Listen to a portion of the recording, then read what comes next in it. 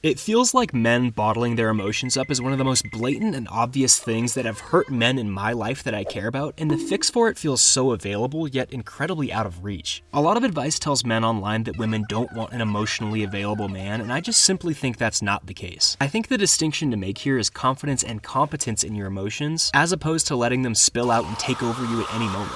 And this includes fits of anger and moments of extreme sadness, but also comes down to little moments in relationships where you just feel slighted or just need some alone time. The reality is that hiding from your emotions is only going to do you and the people around you more harm than good. If you can't be real with how you feel around the people you consider yourself closest to, I promise it'll start to set off alarms for those folks, and over time, it will begin to damage relationships. If you care about yourself, eventually your emotions need to have their needs met.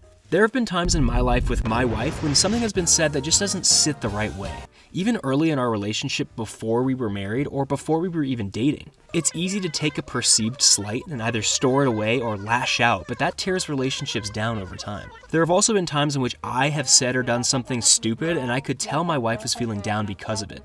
It's really easy in moments like these as men not to address the issue because it feels so uncomfortable to have a conversation like this. Talking through moments like these in a healthy way is a necessity. This doesn't even have to apply to romantic situations, man. How many friends do you have that you can just mess with all day, but you feel really uncomfortable telling them that you appreciate them or telling them about some really serious stuff you're going through or feeling? It's wild to me how deep this runs. Sometimes men are even taught to suppress their emotions because it's a manly thing to do. I do think masculinity is a harder idea to conceptualize than we give it credit for. One thing I do believe about masculinity, though, is that an unwillingness to acknowledge healthy emotion does not equate to you being stronger or being a higher quality man. If your brain works like mine, you might hear this and think, okay, cool, I'm on board, but what now? How do things change? As a tangible first step, I think if you're willing to acknowledge to a caring person close to you that you're attempting to sort through your feelings with them in a healthy way, even if it feels uncomfortable for you, that is one of the most confident and competent things that you can do.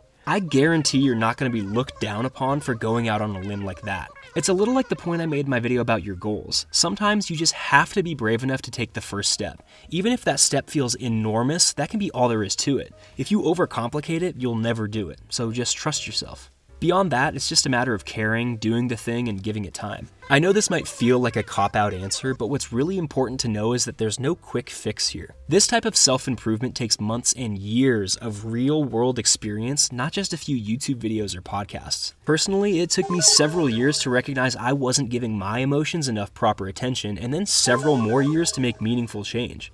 But if you do care, and if you do the thing and you give it time, I promise it will make a lasting difference. When you start to realize how to communicate and convey your emotions in an effective way, I really do think it makes you more attractive to partners and makes ordinary relationships feel more full. It's not always smooth sailing though. This can be a significant change. If you find that the people you spend the most time with in your life can't handle a healthy amount of emotional vulnerability from you, maybe it's time to at least start considering if being around these people is positive for you in the long run.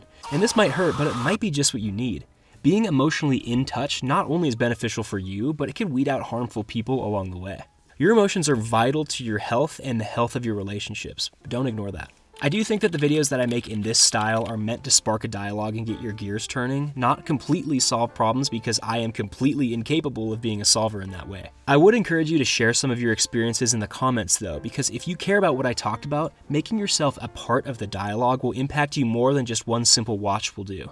Also, if you disagree with me here, that's cool. I'd love to hear more about that in the comments too. Either way, thank you for watching. The support for this channel lately has been incredible and I'm really grateful for each of you.